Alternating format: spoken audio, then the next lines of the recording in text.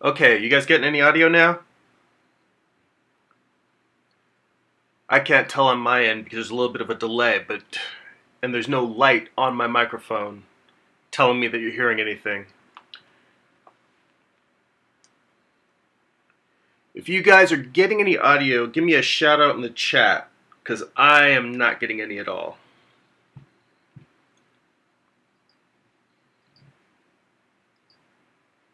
Okay, you guys getting any audio now? Alright. I can't tell on... Okay, you guys getting any audio now? I can't tell on my end, there's a little bit of a delay, and there's no light on my microphone. Alright, there we go. It looks like we have audio. Thank you. Alright. Thank you for your patience. I apologize for the delay in getting set up. For some reason, the streaming from my desktop the setup was not going as smoothly as usual, even though I've done it before. Technical difficulties, and I couldn't quite figure out why, but a little bit of persistence, we're finally here. So, I am Jeremy. I am a comic book artist, writer, creator, and I share my creative process here with you live online. If you'd like to support this YouTube channel, you can go to patreon.com/GERIMI and get bonus videos. If you would like to read some of my comics, you can go to comics.jeremy.net, read them online. And if you'd like to purchase physical copies of my comics, you can go to amazon.jeremy.net. So, why am I broadcasting from my desktop instead of broadcasting from my drawing table as usual? Because I am now deep in a digital phase of my process. By the way, I see folks are already in the chat. Ion Rocks was here right on time, even though I was late. Thanks for showing up, man. I see Davi's in the chat and Amaris. Thanks for showing up, guys. I appreciate it. So I was saying, I am deep in a digital phase. I am doing a writing pass on the dialogue from Morningstar. And I'm just about done with that dialogue pass, but the next step will be lettering. And I thought I will at some point show you some of the lettering for Morningstar for this final issue. But before I get to that, I was going to start working on the cover for this issue. So let's see here. I am working in an app called Affinity Photo. My laptop, I recently got a new laptop, and my old version of Photoshop CS was no longer working. And I thought, alright, well, if that's the case, then I can either go ahead and sign up for the Creative Cloud, or I can see if there's some other options out there. And I know there's a lot of people have Manga Studio. I actually have Manga Studio, and I don't think it's a bad program, but I just decided, well, I like when I'm coloring to work natively in CMYK instead of RGB, only because I know the books, when they're going to be in print, there's a little bit of color shift. And I know that you can preview files. You can have a CMYK preview when you're working in RGB in both Clip Studio Paint and working in GIMP.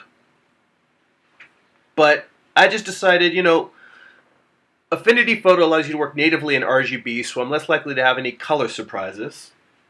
So I figured, oh crap, almost knocked over my coffee. So I figured, why not give this a try? It's a pretty reasonable priced app. I think I got it on sale for $50, but it normally is like $99.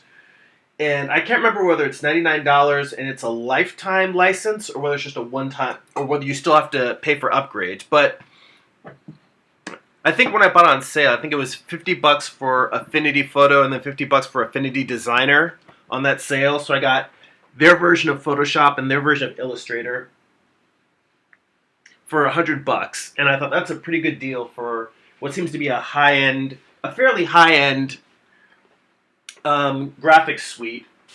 And I think there was another one. They have Affinity Publisher, which is basically like InDesign. So I got all of those, and I thought, let me just use this process to give them a try, see how I like it.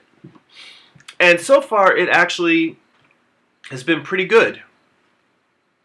I say actually like it's surprised. No, it's a good software. I'm happy with it. I'm enjoying using it. There's still definitely some bumps in the road in terms of me getting used to this after working in Photoshop for so many years, and I still continue to work in Photoshop on my day job. So I'm slowly making some adjustments.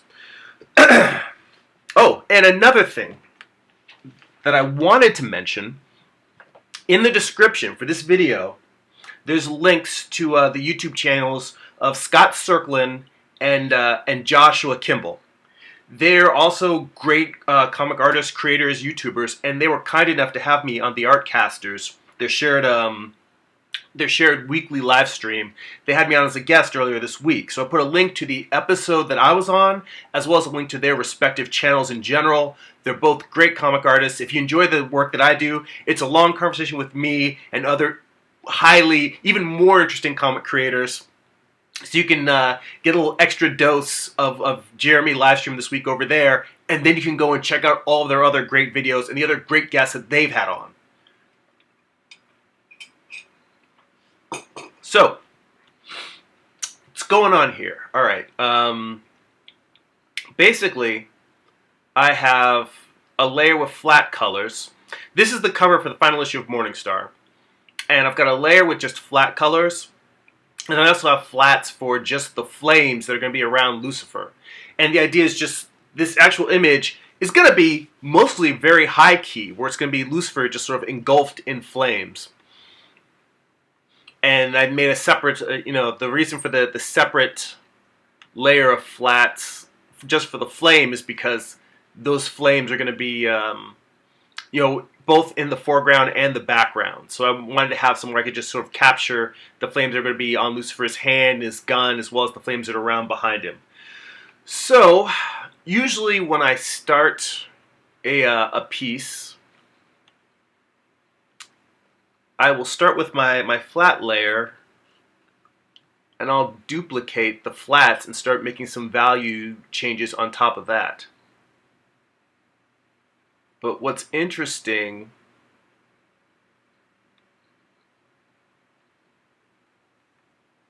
is just getting used to these settings, like the fact that normally, there we go, duplicate. Let me label this as a flat copy. That is, there's all these little things. The fact that when you duplicate a layer, it just makes a duplicate of a layer. It doesn't add the word copy to it. But I'll put copy to this so that I can leave my normal flat layer locked so I don't accidentally paint on top of it. And by the way, because I had such technical difficulties getting started this morning, if things seem weird, if the audio drops out, if anything else goes wrong just please shout it out in the chat. I'll try to keep an eye on the chat as I go, and try to keep an eye out for any technical difficulties or surprises in case stuff pops up that I was not prepared for.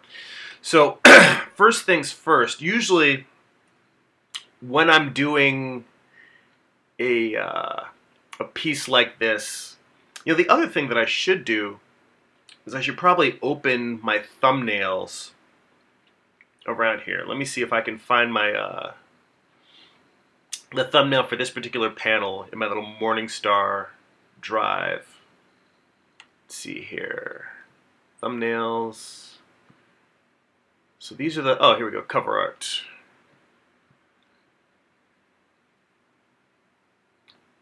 So let me open that. So this is a watercolor thumbnail, and this actual sketch is it's smaller than the size of a business card. And this is just the sketch that I made for when I first started. I think I may have shown you guys the painting process for doing this, but I had painted little watercolor thumbnails of all different versions of what I was thinking about for different covers from Morningstar. And this last one on the bottom right is the one that people seem to vote for. It was between this one and version B. So I think that this one that I'm doing now will be the cover for the final issue, and then version B will probably be the issue for the eventual trade that I'll do collecting issues 5 through 8 of Morningstar. That said, I wanted to open this up. Let's copy and let's paste this in here, put this on the top layer. I will tell you that what is kind of bizarre and a little bit frustrating is that some of the hotkeys work exactly like Photoshop, and then some of the hotkeys are completely different, or they just don't have hotkeys. And it's funny because I looked as I was messing around, because this is me slowly getting more used to this software, slowly adapting to it. When I first tried it, there were certain commands I was trying to do, and I couldn't find the hotkeys. And when I looked it up, there were just no hotkeys assigned. And I realized that part of the advantage of leaving a lot of things empty is that I don't know if this is something that Affinity thought of when they were designing the program, but the fact they don't want to be sued for just blatantly copying everything that Photoshop does, even though they're a graphics editing program, that they probably, if anything, would just make it as simple as possible to just let users fill in whatever settings they like. So if you want to set up your version of Affinity Photo to mimic all of the hotkeys that Photoshop has, then you could go ahead and do that. You know, they didn't program it that way. They didn't set it up that way. It's up to the user if they want to do it that way. So,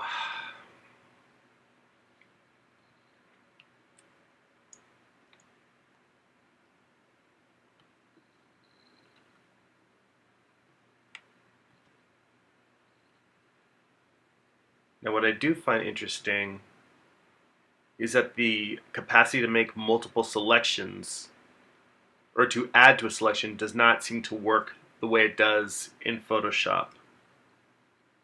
Because normally when I'm using the magic wand, I could just hold down Shift when I select, and it'll just add to whatever I'm doing. But over here, there's actually an Add tab, so I can just add and add. And I know I could just do contiguous, or turn off contiguous, which means you'll select all of the areas that are the same, which is the point of doing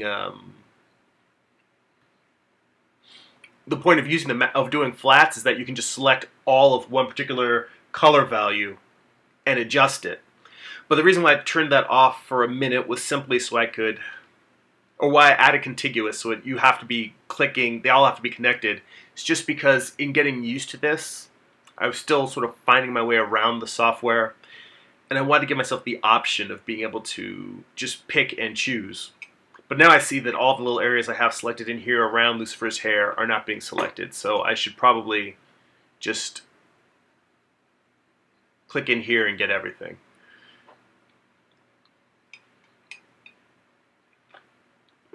So I don't want to auto level or auto contrast. I really want to do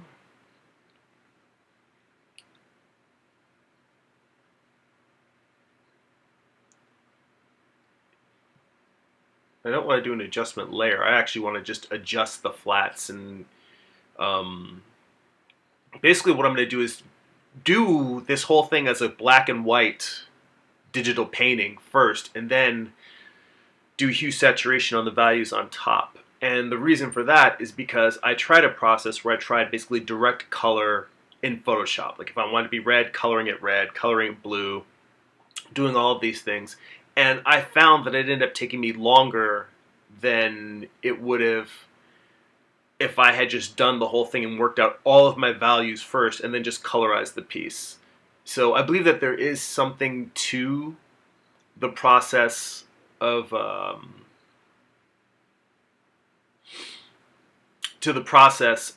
painting directly when you're doing either both digital painting and doing traditional painting. But I still feel like I guess I have more work to do on my values, such that it probably makes more sense for me to work this way until I have my values so down that I can paint in values while I'm painting color at the same time. So, and probably doing all of that while I'm learning a new piece of software is a bit much to juggle.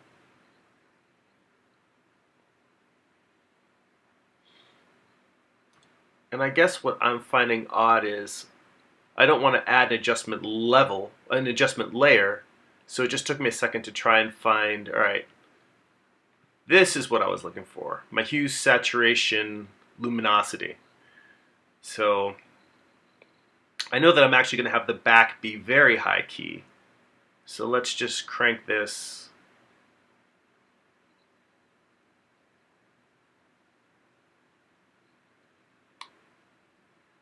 Although I do find it odd that it's not going all the way to white. That seems peculiar to me.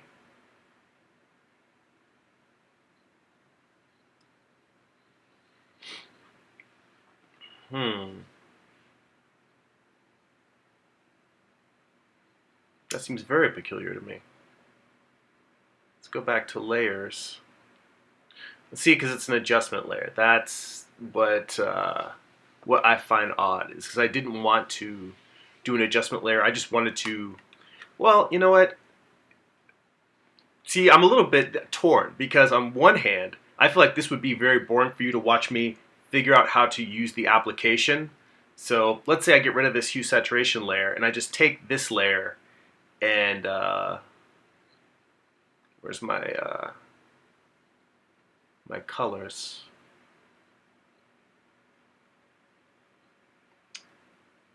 For starters, I got to get the color palette out of the way, or the character palette out of the way. You know, I'm not going to be using any text. I can turn that off.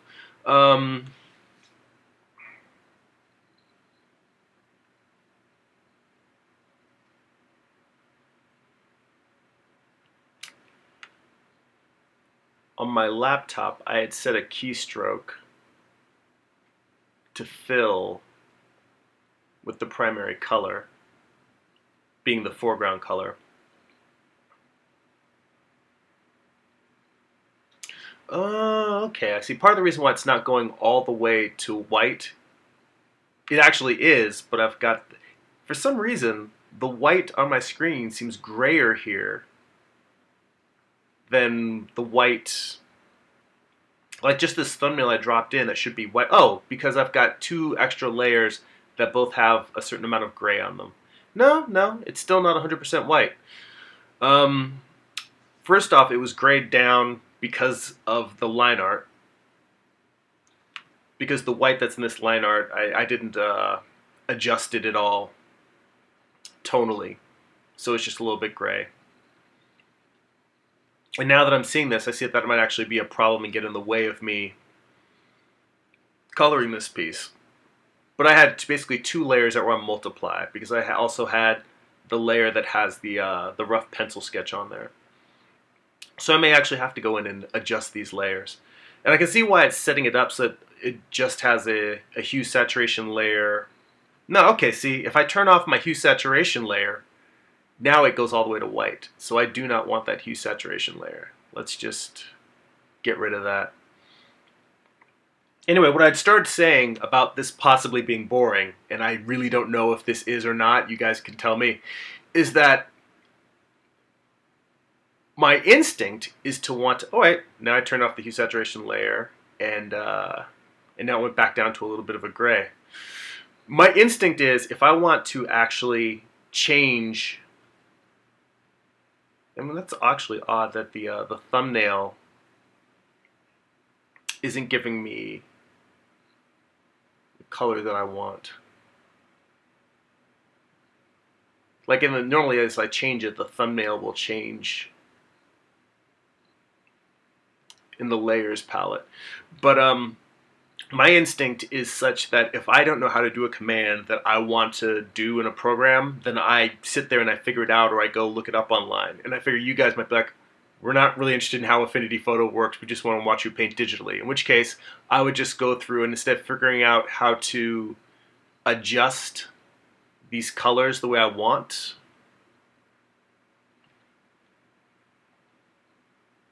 that I could just assume just go through and, first off, let me bring my colors back up because they seem to have disappeared.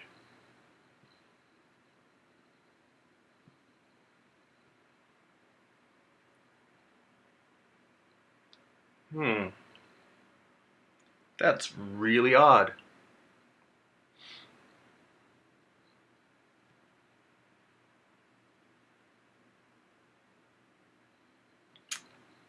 What I'm wondering is whether the colors are, because it says the color palette is visible, and I'm wondering whether it's just hidden below the palette I'm actually using right now.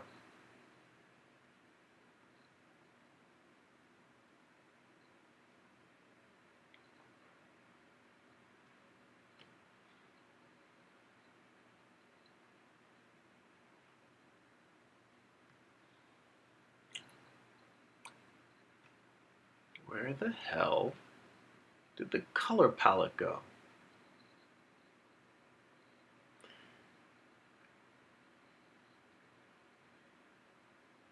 Well, I know I'm going to hate this, but I am tempted to just hit Reset Studio.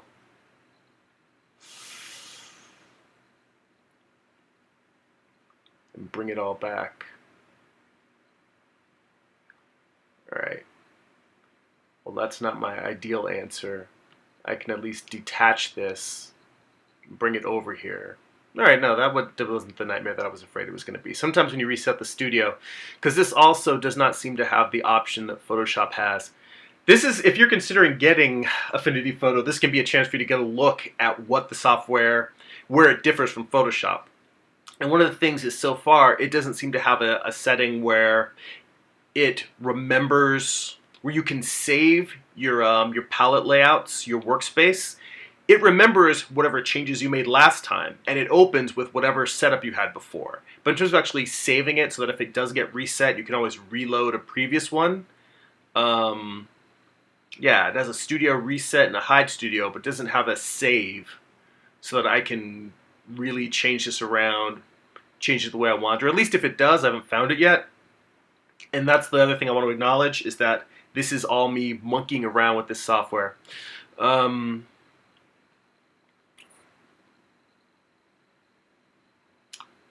So let's see if I turn, yeah.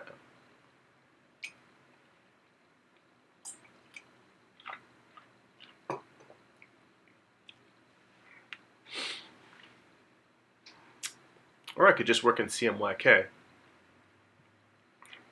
So the thing that I found odd, coming back to this pixel layer, this flats layer, was just that when I went to fill,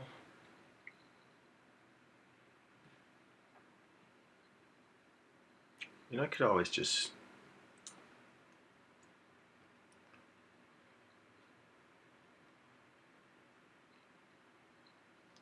okay.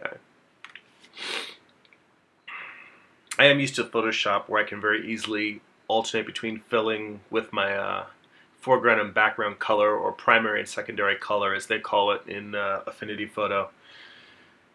So it just seems a little bit odd to me, and it's making adjustments.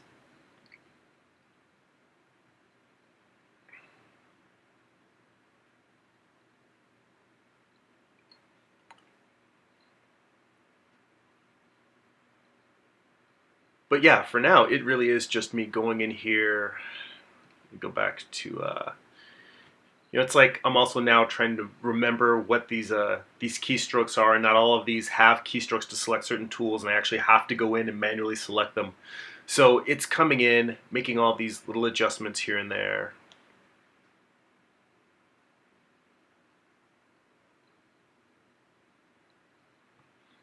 Now this I find odd.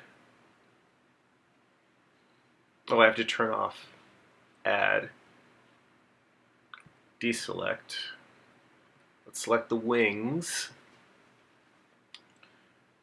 And now what I want to do is just hue saturation, or I want to hue saturation adjust this without using the adjustment layer.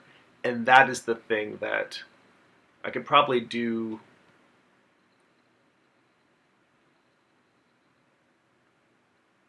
Well, I don't want to auto. contrast and auto levels.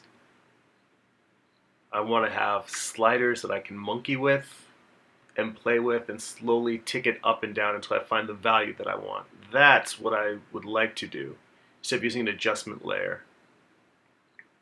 So let's see here. Fill, new adjustment layer, live filter.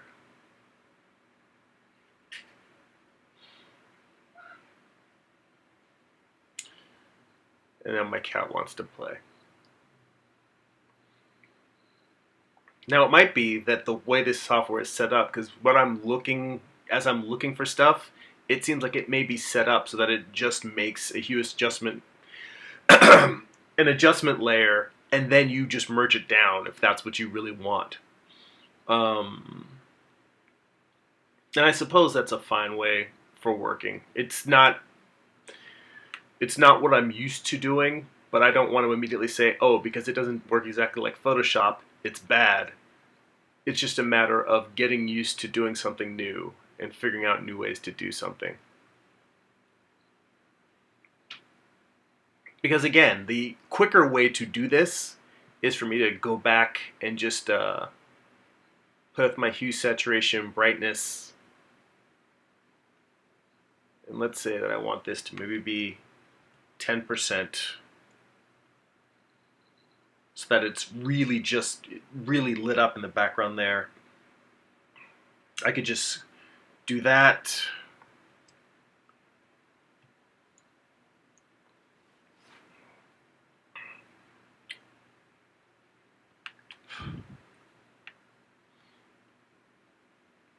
And what's interesting is I probably should invert the values between the coat and the shirt. Pardon me, between the coat and the shirt, because in most of Morningstar, I've been drawing Lucifer with a black shirt and brown coat. I mean, again, it's a black and white comic. It's not like you can really tell. But the darkest value in here probably should be his shirt. So this whole process that I'm doing now is me working my way towards the values, adjusting and tweaking the values that I want to start painting my tonal, highlights and shades and shadows and details on top of, so that when I'm finally ready to go and add color in on top, it'll be on kind of a well thought out value painting. So let's say I put this at, I don't know, 90.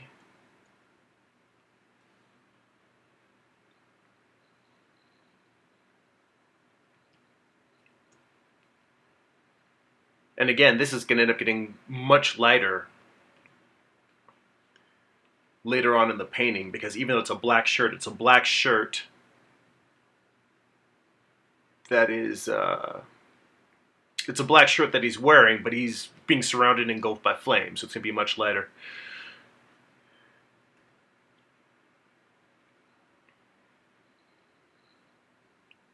And I suppose I could just go through with the paint bucket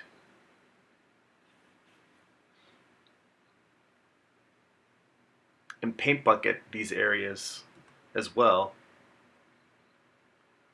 except for the fact that I'm picking this area and I'm hitting it with the paint bucket and it's not doing anything, which seems odd to me.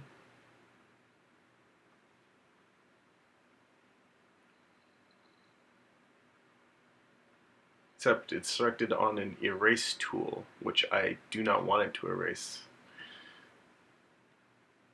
Oop, now that paint bucketed out all of those values. Let's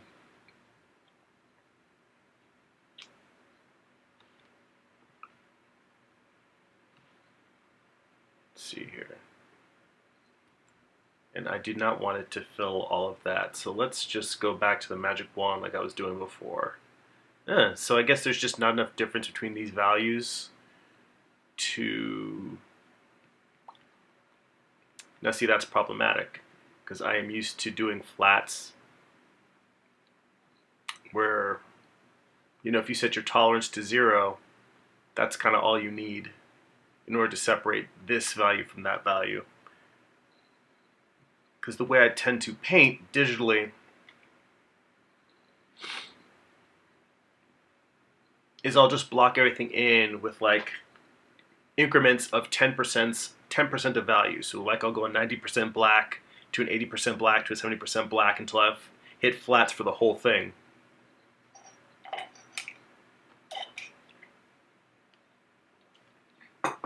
By the way, I noticed that the chat is somewhat quiet. If you guys have any questions, let me know. Or if the audio dropped out. Well, I guess you... Okay. Yeah, if the audio drops out, I guess you wouldn't hear any of this. But I presume that since I got it working before, that it's still working. But yeah, a lot of this is sort of the ground up, just starting to fill stuff in, subtle adjustments. You know, let me turn this off. Go back to this flat layer. See, on here it works. I can select this and it's telling me, all right, yeah, just that area. Which is kind of the point of me having flats and having them locked. But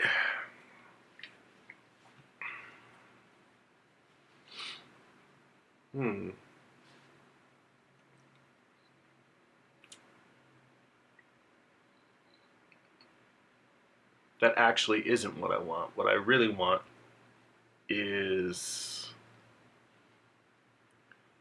to select just the, well, it's getting his pants and his hand. I don't really need his hand selected.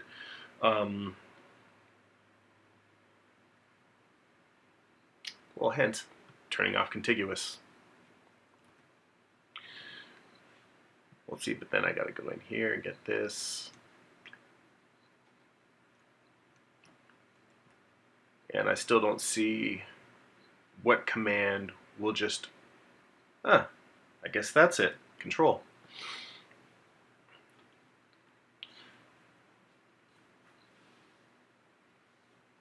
So let's say that his pants are also dark, but I'll fill him with an 80 just to give me a little bit of visual separation between that and the belt.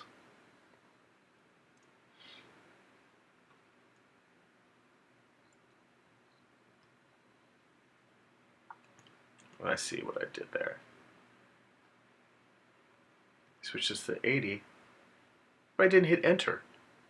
See, these are all just little things that I find subtly different and weird in comparison to how things work in Photoshop.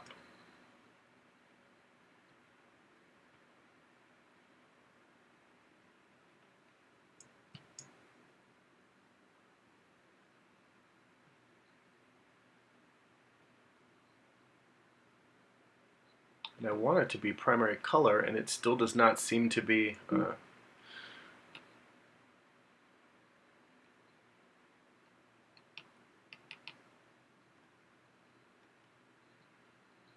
This is odd. It's not doing any of the things that I want it to do.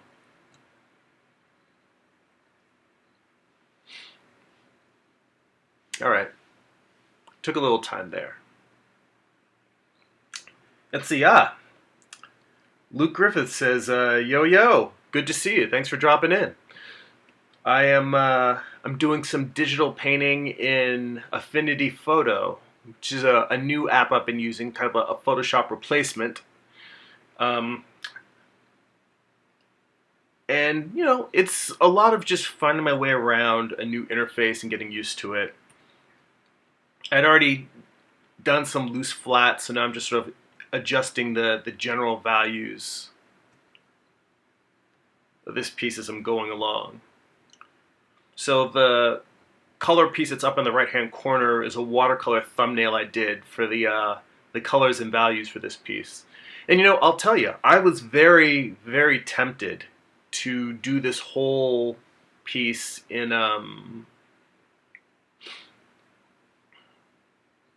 I was tempted to do the whole piece as a traditional painting instead of doing it digitally. And I may come back and do a traditional painting of it eventually. But right now I thought, do I really need to add, on top of all the stuff I'm trying to do in terms of writing and drawing and getting this piece to a finished level, do I really need to add doing traditional painting, relearning traditional painting all over again? Not relearning, because it's not like I've forgotten everything I've known, but do I really need to add one more thing of working in traditional media to a process that's already going to be kind of challenging?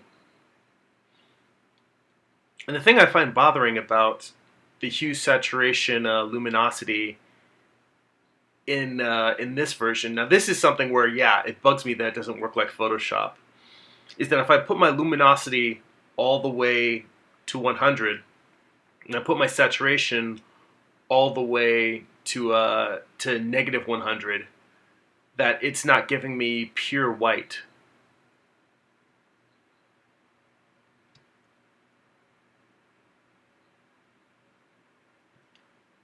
Let's say that I move this here, I put this at a, if I put my saturation at 0,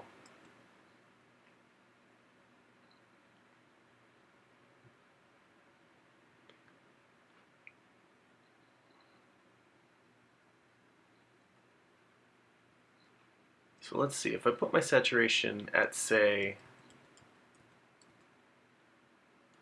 100,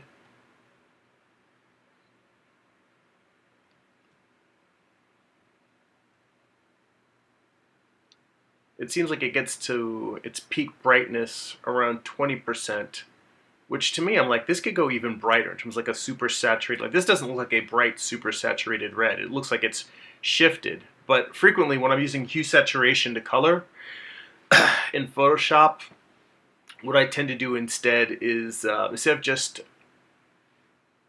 they have the one where you're huge, where it's completely colorizing. And that's more of what I'm used to doing.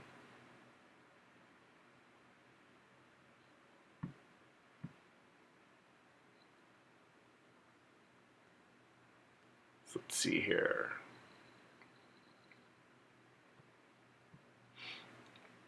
Yeah, because normally you can just hue saturate and it'll adjust the existing value versus completely colorizing it. And I tend to completely colorize when I use hue saturation luminosity. So this is odd to me. A little bit offsetting.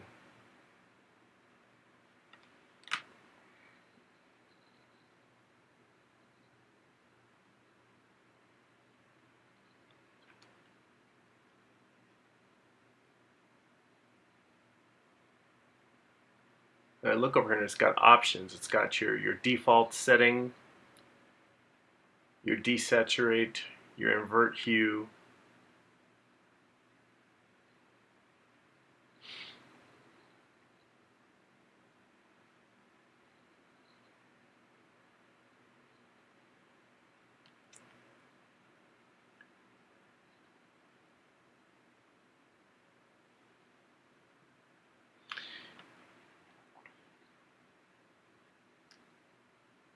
An inverting hue, yeah.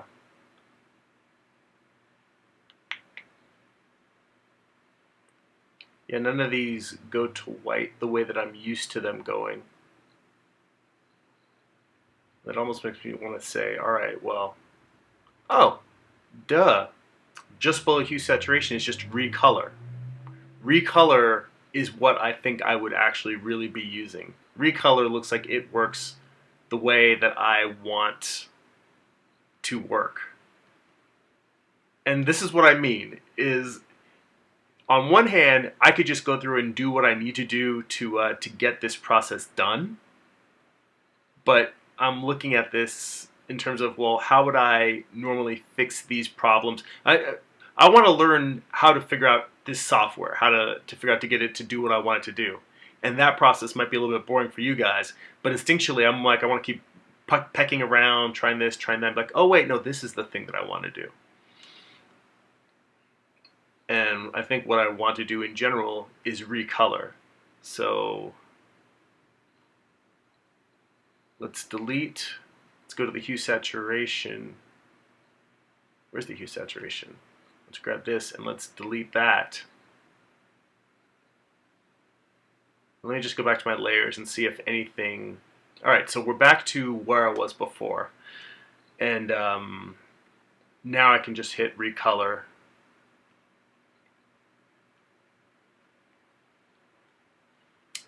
And even though I'm not coloring, I'm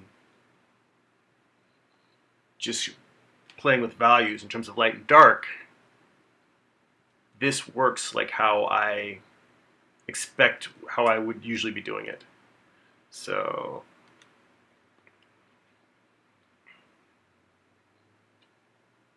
this being just, almost exactly, but slightly darker than his wings.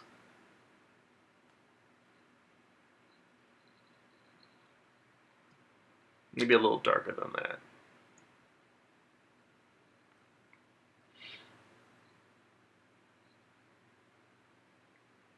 So yeah, this whole process is just me going from flats to toned flats. And again, once I get the tone flats at the tone that I want, then I would go in and start painting on top of these values. And I feel like I'm getting near what I'm looking for. So let's go back to layers. Oh, that was the other thing I wanted. Let's hit merge. And now it becomes part of the flat copy layer. So that seems to be how adjustment layers work here. Is you can just create an adjustment layer and leave it active as a hue adjustment layer, or you can just hit merge when you're done with your settings and bring it down. So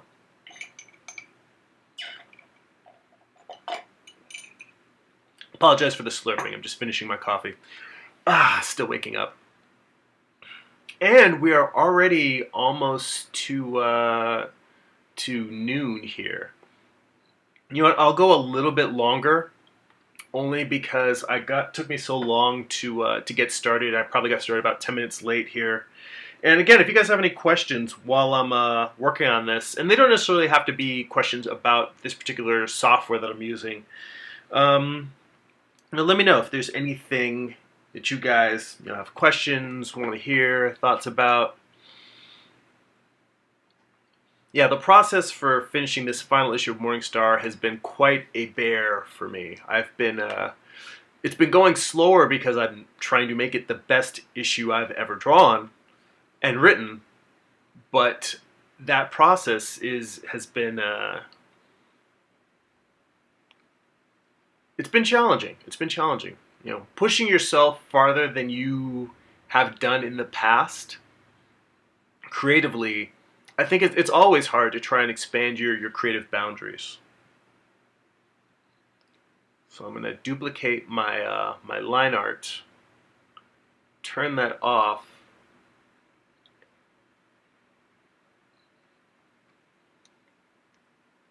I wonder if there's a thing in the settings I can tell it whenever I create an image to just add copy to it, because I actually find that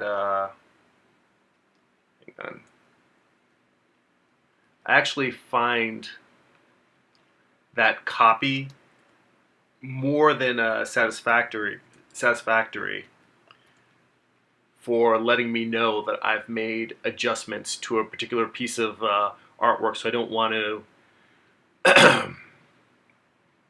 if I've got an original drawing that I don't want to draw on top of or overwrite, then it's very useful for me to know that that original drawing is still in my file as a source material. Now, let's see.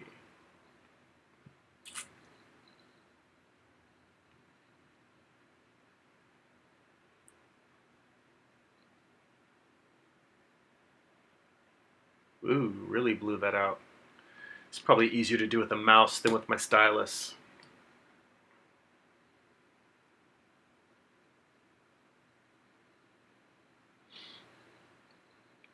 And the main thing I want to do here is I don't want to obliterate the line work, but I want to make the whites bright enough that it sort of feels, well, I want the whites to be white. So I can really come in with a darker value, not a darker value, but you know what's interesting is I may be drawing this whole thing as though it is a white color, because in my mind, everything surrounding Lucifer is very, very high key. But what will be useful to me, and I'm going to do in a second when I'm done with these adjustments, is I'm going to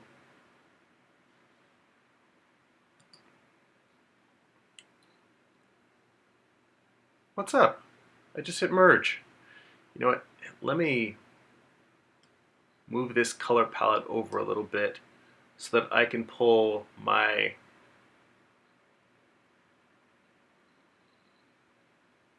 you know what?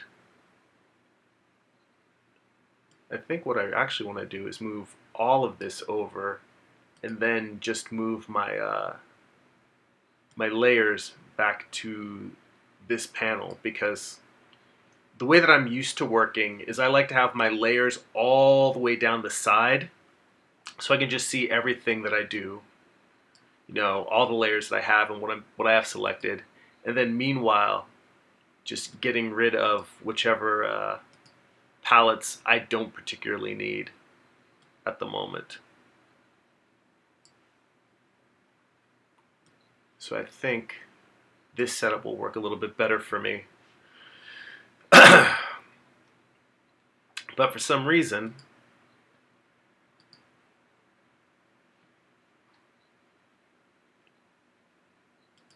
that curves level, it didn't merge. I think maybe I hit delete instead of merge when I meant to merge.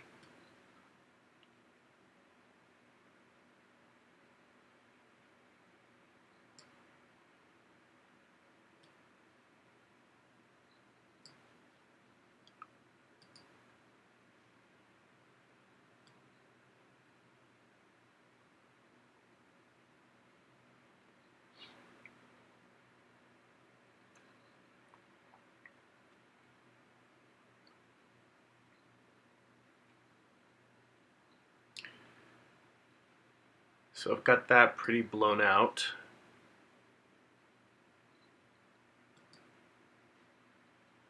Now see, that's what's odd.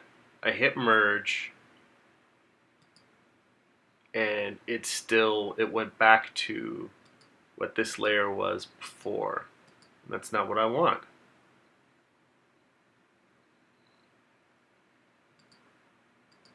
What I want,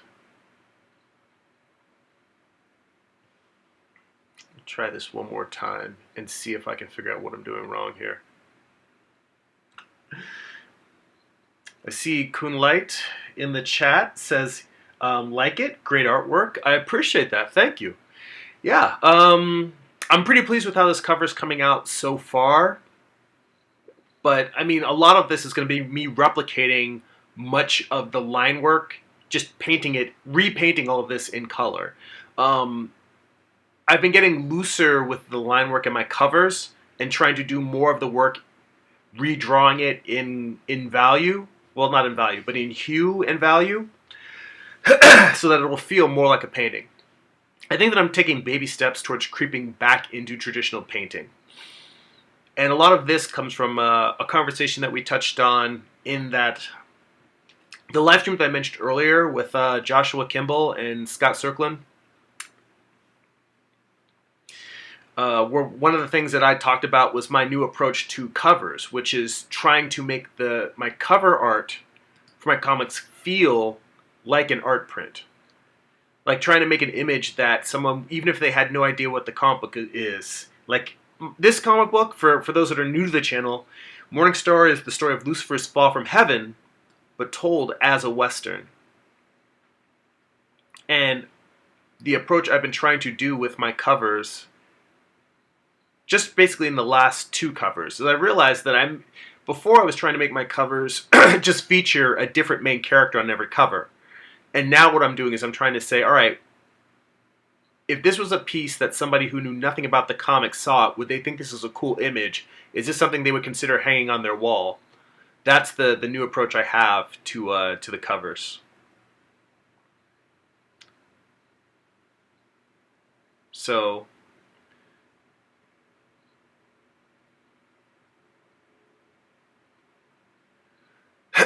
and I also wonder whether this curve adjustment that it's making, because now it says, okay, it's made the curve adjustment. I can turn this on, turn this off. Let me check and see if I have any. You know what? It might be that it's only doing the adjustment to the areas that I have selected. So let me deselect. You know what? That's definitely it. I think that that's what I was doing wrong. Is I still had my selection on, but I had it hidden.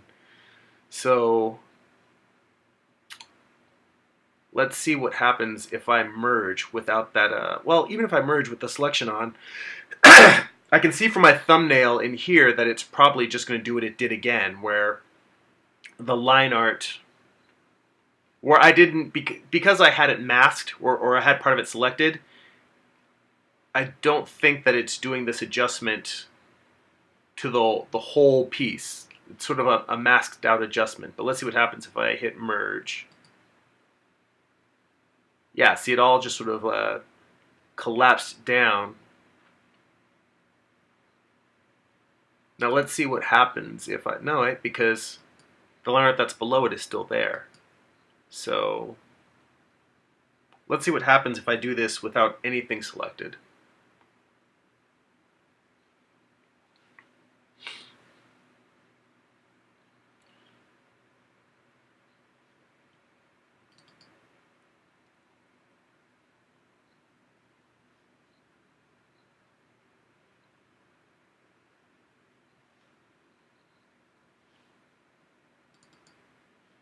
Alright, so I've got my picker, got my value,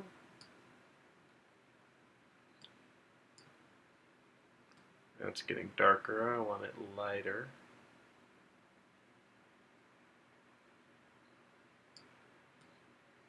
Ooh, too blown out. And brighter, brighter. That should be about right.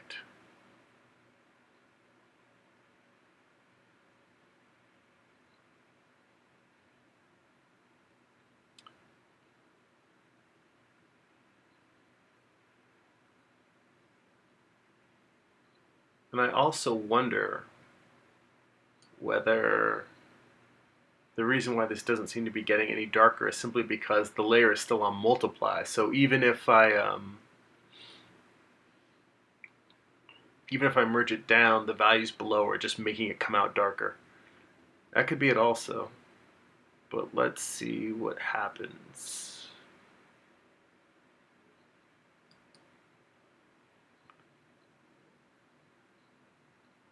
Nope, nothing. It just seems to keep going back to what I had before, line art wise. This is very odd to me.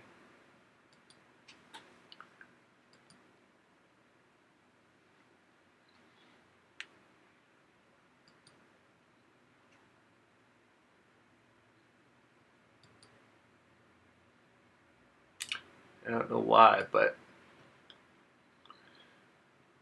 I've gotten used to using curves over levels, but, and I thought this thing had levels.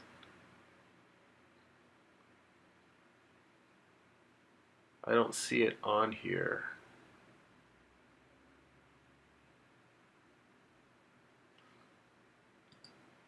Just go back to layer, adjustment layer.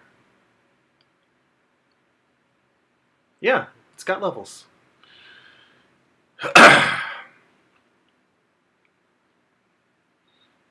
And again, the first thing that I see when I change this, oh, I see Amar is in the chat. Art with Amar. How you doing, man? Thanks for popping in.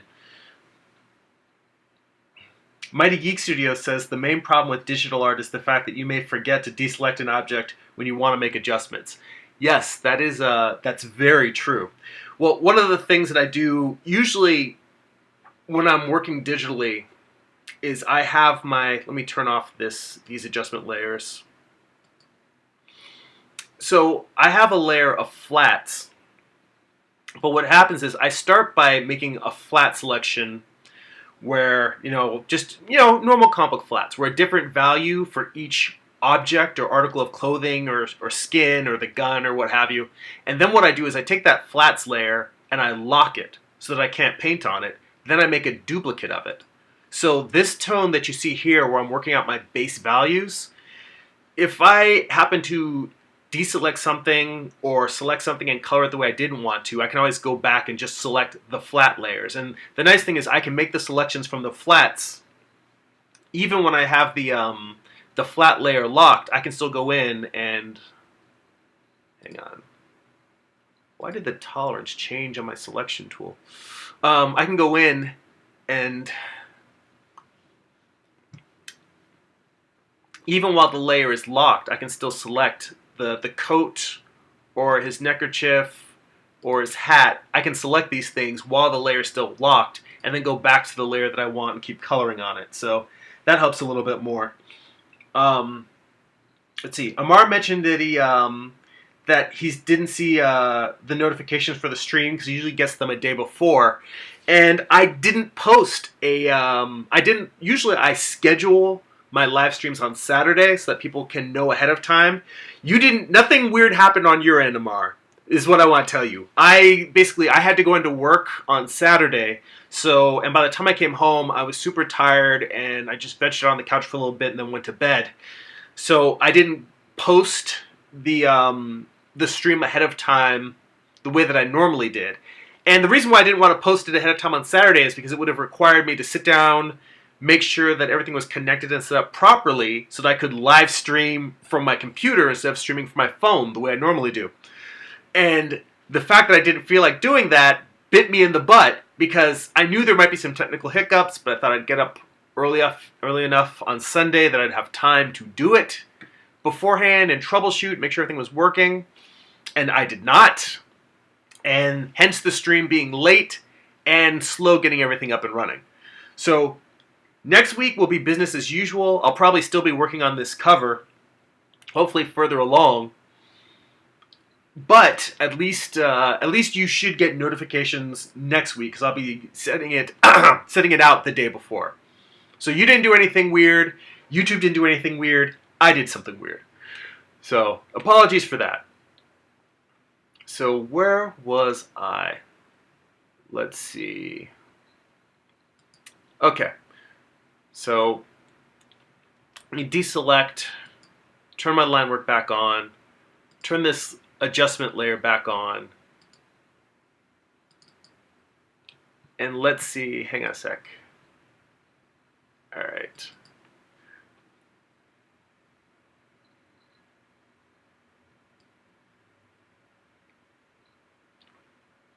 So this just slowly blowing it out, which is what I want for this line art. And again, I saved a copy of it so that I can go in and adjust it as I need. Let's see what happens if I okay, that actually works more like how I'm used to levels working. Although that's really taking out more of the line art than I want.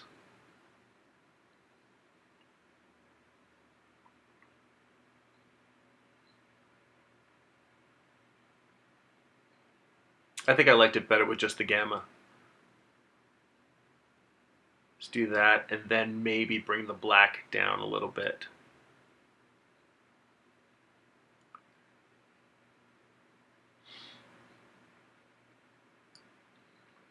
And let's see here.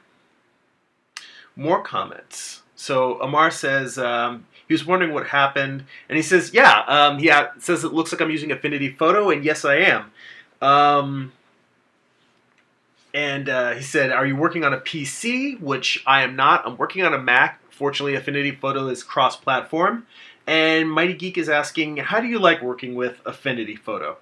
And I'll say, for me, so far I like it. The previous cover to Morningstar issue 7, I did that cover in Affinity Photo. And the reason for me switching, and I mentioned this earlier in the stream, was simply that I got a new laptop. The new laptop would not run Photoshop CS5 because I've been using I never updated to the Creative Cloud. I had a version of Photoshop that was working fine, and in fact it still works fine on my desktop computer, but I figured if I'm going to be switching over on my laptop, I might as well really start to learn how to use Affinity Photo. But I dabbled in Clip Studio Paint, and I know people love Clip Studio Paint, but it just did not seem to work for me. I wasn't feeling it. It wasn't doing everything that it didn't feel as intuitive as Affinity Photo does to me. And I will mention that while I do like how Affinity Photo is working, there's certain things like the fact that I keep trying to make this adjustment layer, this adjustment to this to the line art, and it's not working. There's a lot of little places where I won't say it's bad, it just doesn't do what I'm expecting it to do. I'm so used to the workflow of Photoshop for so many years that there's an adjustment period. I'm still very much in that adjustment period. So I will say so far, I like it, but there are things about it that are frustrating that aren't quite intuitive. I like it more than GIMP. I've tried GIMP and I didn't really dig that too much. But Amar says, I use Affinity Designer. You can sketch and ink pretty well in that program. I was working on a logo for my cousin while testing the drawing. And I have Affinity Designer and Publisher as well. And I'm going to try to move over to using all three of those programs for my workflow as opposed to signing up for Adobe Creative Cloud. I'm not swearing off Creative Cloud because they're probably, if I ever have projects that absolutely have to be delivered in Photoshop, even though Affinity can export in it, I don't want there to be any real questions or problems. And I still use Photoshop in my day job. It's really just the fact of signing up for a subscription service versus the affordability that Affinity Photo has. I mean, and that's the big benefit of it, is that cost-wise, it's much less than Photoshop and it's a one-time purchase. So I've been trying to work with that, and I like it. Amar also says issues he doesn't like about Affinity products is the memory management, and it still feels like the kinks are being worked out. Yeah, there's definitely stuff in here that I come across every once in a while. I'm like, why is this doing A instead of B?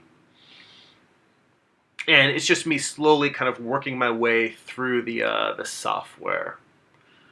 So, well, something else that I wanted to do, I think I mentioned this earlier, is that if I turn off this line art, so my values, right now I have it in very, very high key with the flames going all the way to white.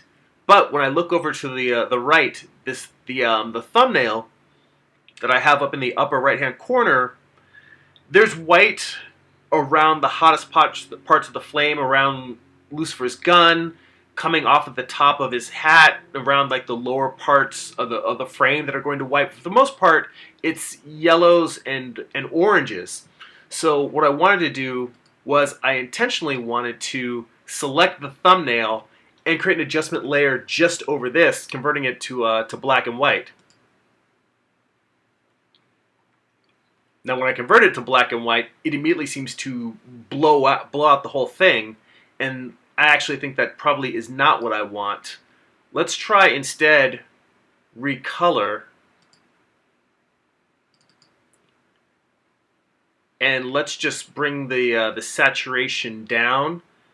See, this is what I wanted. What I want is to look at what my values are in this overall image, because now that I look at the values, I see that the value key that I have for the background is much too high, particularly if I want the white hot part of the flames and the white highlights like on the underside of the figure getting close to the bottom of the frame. If I really want those to pop, then this white that I have for the overall background has to be a much lower key, much grayer. So the whole thing actually, See, this is what's interesting. Realistically, looking at this, I kind of need to just gray the whole thing down. In fact, I'm considering, because I have that layer of flats underneath, I'm considering just filling the whole thing with a 50% gray, and then going back and tweaking my values based on that, and just slowly adjusting it. Amar also mentions, back to the software conversation, I've sworn off Adobe and Autodesk projects unless the client or job requires it. And I'm kind of the same mindset. I see the value of the subscription service, and I think, considering how powerful, let me put it this way. I do prefer just purchasing a software and having it. I can see the convenience of having a subscription and then always having the latest version automatically updated. And I actually believe that for the value that Adobe provides, I think for the full Creative Suite, it's $40, maybe $50 a month, and I think it's just $20 for Photoshop or $20 for Illustrator or whatever. I think that it is worth the value that they're charging. It's simply the fact that I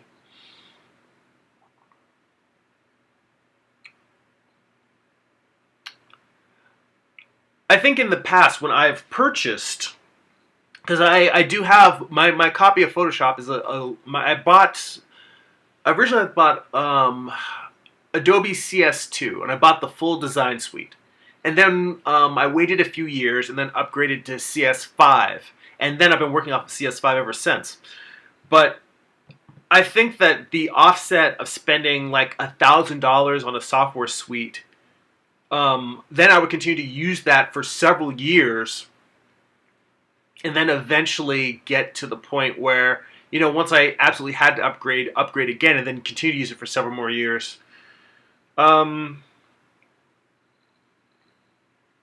guess versus paying $300 a year to have the latest version, versus, I mean, if they were gonna do a full suite that was $1,000, and you were to say, all right, every 3 or 4 years I'm going to upgrade to that, cost-wise, it does actually end up coming out about the same, like a decent value.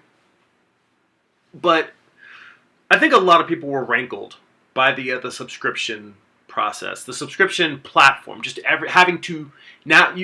A lot of people feel like they're being handcuffed by Adobe by being forced to pay for this. And I think I just wanted to try out some other options. So I'm not saying I've sworn off of Adobe Creative Suite. I may use Affinity Photo for a few years and then just decide I still prefer Adobe and go back to it. I do think it's healthy to have competition in the market in terms of software, and I think that that's another reason to try out Affinity Photo, and who knows, this may grow. A lot of people may jump on this because it's cheaper, and this may become the indie creator's go-to software. And also, I still haven't completely bailed on Clip Studio Paint. I tried it. I didn't love it the first couple of times, and that's weird because I know some people find it very intuitive. But between the three, Photoshop, Affinity, and Clip Studio, Photoshop is the one I'm the most comfortable with. Affinity seems like a affordable option that works really well. Clip Studio is the one I'm probably the least comfortable with. But I'm going to continue to experiment and try different things. But what I'm on a little bit of a tangent. That was more of just the tangent about software in general. But back to this actual piece. So I've got my thumbnail here, and I can see what my values really should be. And that's kind of the whole point of me doing that thumbnail, is to work out my colors and my values. And I think I may not go back and just retone the entire piece, but what I will do is I'll go back and I'm going to darken the background.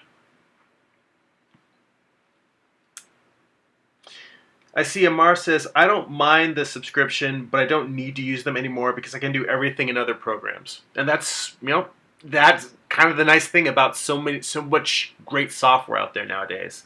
Now I've got a friend, Jesse Toves. He does his entire comic in GIMP, and he loves it. So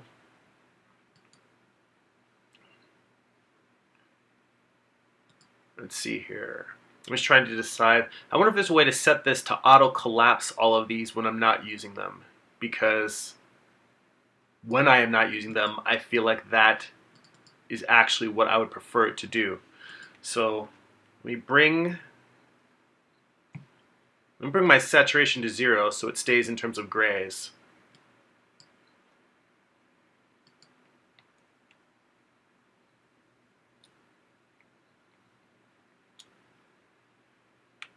So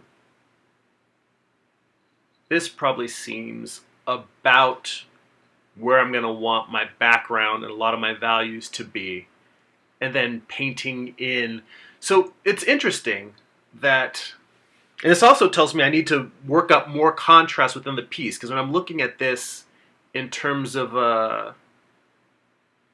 when I look at my thumbnail, the fact that most of what's jumping out here is colors, just warms versus cools, in comparison to, say, the fact there's not a lot of actual contrast in the piece. That probably means that in the thumbnail, I really should have beefed up my values a little bit more, and I may have to do more work in this to get the values that I want. So we're at about an hour and a half, minus the time I spent messing around at the beginning. So I think I'm going to wrap it up here. Let me just see one more round in the chats. Amar says I could use Krita, Clip Studio Paint, GIMP, Photoshop, Blender for comics, but now the best case scenario is Clip Studio. It's just easier. The brushes are the best of all the programs I've seen since Coral Paint. So again, you know, it's worth me maybe re-examining that at some point in the future. So yes, all right. So I still have work that I'm going to do to get this, move this further along in terms of painting. I think I may just get this ready and start painting some values in, and then come back to it next week close to where I'm at now, so that you guys can just pick up and see where I am without so much of me futzing around with the interface.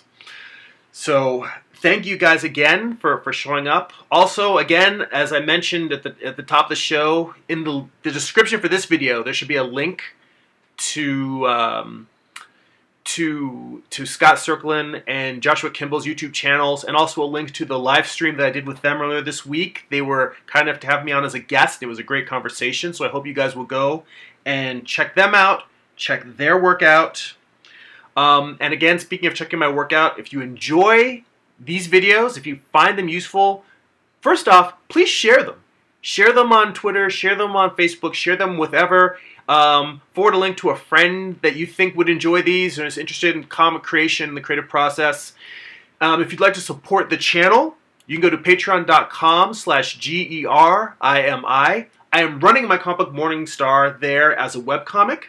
If you go to comics.jeremy.net, you can preview comic pages on in PDFs. And if you'd like to purchase physical copies of